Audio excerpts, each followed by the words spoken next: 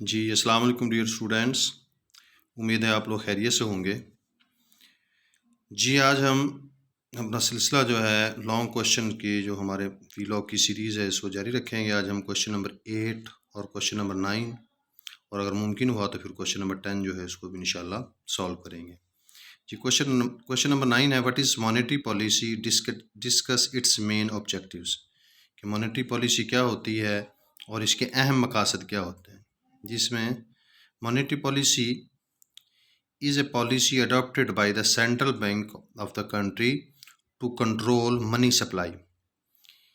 In the words of ये एक जो है बहुत बड़े इकोनॉमिस्ट हैं हैरी जॉनसन, उनके मुताबिक जो मॉनेटरी पॉलिसी की डेफिनेशन ये है, it is the policy of the central bank to control money supply with the aim of achieving macro economic stability. यानी मुल्क का जो सेंट्रल बैंक होता है वो मुल्क में मैक्रो इकोनॉमिक स्टेबिलिटी यानी माशी इस्तेहकाम की खातिर जो पॉलिसी इख्तियार करता है उसको मॉनेटरी पॉलिसी कहा जाता है। जी इसके बाद tools of monetary policy, there are two types of instruments through which central bank employs the monetary policy. ये दो तरह के मेथड्स होते हैं, एक क्वांटिटेटिव मेथड्स कहलाते हैं, एक क्वालिटेटिव मेथड्स कहलाते हैं। सबसे पहले हम जो क्वांटिटेटिव मेथड्स हैं उनको डिस्कस करेंगे। Quantitative methods include bank rate, open market operation, changes in the reserve requirements, changes in the reserve capital and credit rationing.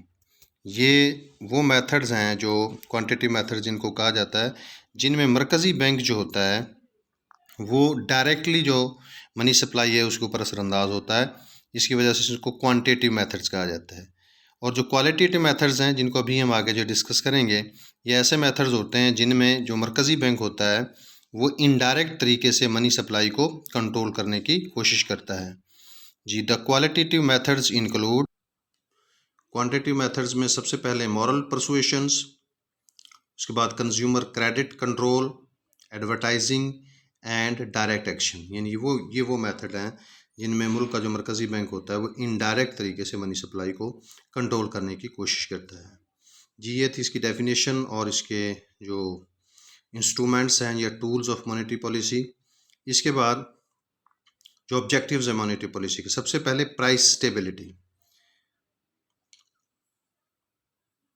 Ji when prices are increasing it is called inflation and when prices are falling it is called deflation. जब कीमतें गिर रही होती हैं तो इस situation को जो है डिफ्लेशन कहा जाता है, और जब कीमतें बढ़ रही होती हैं उसको इन्फ्लेशन कहा जाता है। Specially when the prices increase, fixed income people, जो जब कीमतों में इजाफा होता है तो जो मुकर्रर आमदनी वाले लोग हैं they are badly affected and it is also in the end it also creates many social problems. जो फिक्स इनकम वाले पीपल जो होते हैं, जो लोग होते हैं, उनके ऊपर इसका बुरा असर पड़ता है। इसके अलावा ये जो सॉरी इसको हम थोड़ा सा स्किप कर गए हैं, इसको ज़रा दोबारा देख लेते हैं। जी when prices are increasing it is called inflation and when prices are falling it is called deflation. Both conditions are undesirable. जो दोनों जो सूरत हाल होती हैं ये इनको अच्छा नहीं समझा जाता। Specially when the prices increases, fixed income people are badly affected and it also creates many social problems. तो कीमतें जब बढ़ती हैं तो इससे बहुत से समाजी मसाइल भी पैदा होते हैं इन दिस सोसाइटी, माशरे में। So a tight monetary policy can be helpful to control inflation. तो इस सूरत में जो टाइट मॉनेटरी पॉलिसी है उसको इख्तियार किया जाएगा ताकि इस इन्फ्लेशन को कंट्रोल किया जाए। And if there is deflation then central bank employs easy और लूज मॉनेटरी पॉलिसी। यानी जब कीमतें गिर रही हों तो फिर जो सेंट्रल बैंक होता है वो नरम किस्म की मॉनेटरी पॉलिसी इख्तियार करता है। It reduces the interest rate to increase credit creation in the economy. ये जो है शरह सूद को गिरा देता है ताकि ज़र जो है जो इकोनॉमी में ज़्यादा हो। It helps to raise employment. जी जब मरकज़ी बैंक ऐसा करता है तो उस एम्प्लॉयमेंट, इनकम और प्राइसेस उसके अंदर इजाफा होता है।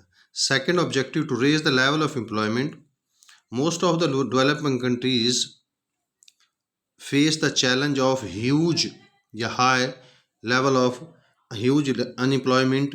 An easy monetary policy can increase the level of employment in a country. When central bank reduces the interest rate, it encourages the investment in the country, which in turn makes more job opportunities to the people. यानी जो easy monetary policy होती है, जब interest rate को कम किया जाता है तो उससे जो इन्वेस्टमेंट है वो करने वाले लोग जो होते हैं वो इनकरेज होते हैं, इससे लोगों को जो है वो जॉब की ज़्यादा अपॉर्चुनिटीज़ मिलती हैं.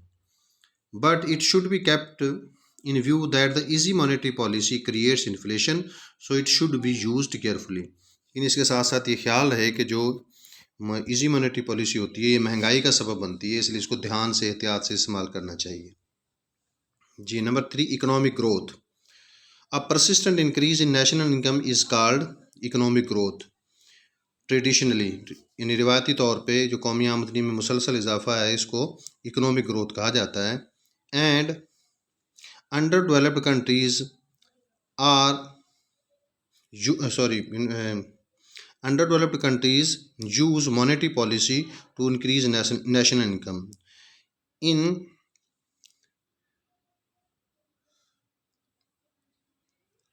In such circumstances, central bank will adopt easy monetary policy by using quantitative and qualitative methods. यानी अगर इकोनॉमिक ग्रोथ रेट को बढ़ाना चाहते हैं जो गरीब मुल्क हैं तो उस सूरत में जो मॉनेटरी पॉलिसी है उसको इजी रखेगा central bank. Easy monetary policy enables the commercial banks to advance more loans to people and